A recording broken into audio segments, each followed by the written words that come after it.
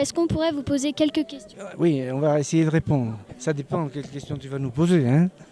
Quel effet cela vous fait de jouer à 2500 mètres d'altitude? Mais écoute, au départ, j'étais très très effrayé, parce qu'il faisait froid en plus et tout. Et puis finalement, c'est génial. Ça augmente encore le plaisir du concert pour nous de jouer. Parce qu'il y avait aussi un public magnifique là, hein, c'est un lieu magique. Et je sais pas, j'ai eu des trous de mémoire, mais je crois pas que ça venait de là. J'en ai toujours.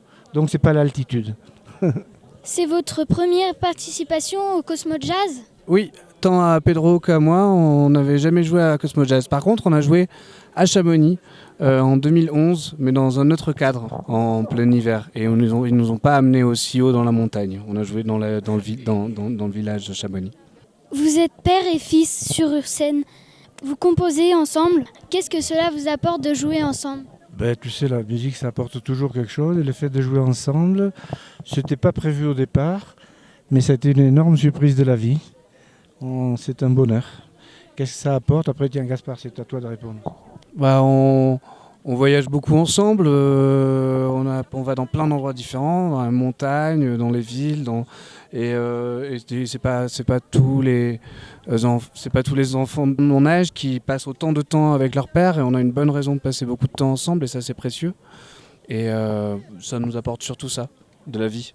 Est-ce qu'il y a parfois des conflits de génération? Conflit de génération, il y a pire. Pas trop, non. Enfin, il faut toujours que quand on arrive quelque part, c'est moi qui le branche à la Wi-Fi, il sait pas le faire tout seul.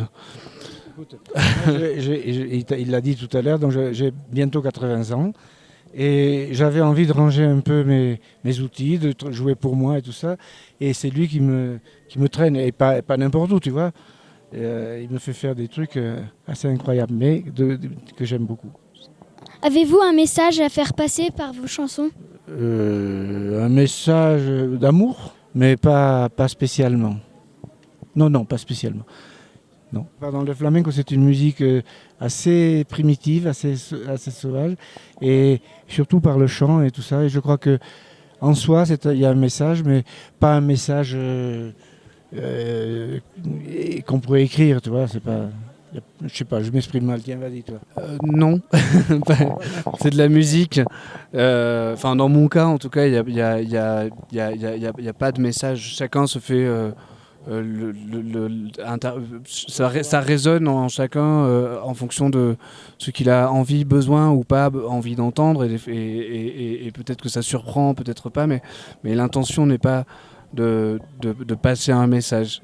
C'est de faire sonner un instrument de musique et de l'amener vers des sons qu'on aime. Ah, il se passe encore quelque chose. Ah, regardez derrière.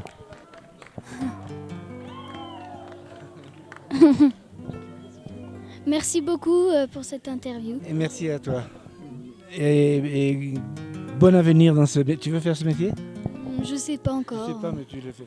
Alors, vas-y. Et si j'ai un conseil à te donner, écris tes trucs en capital, hein, pour pouvoir les lire.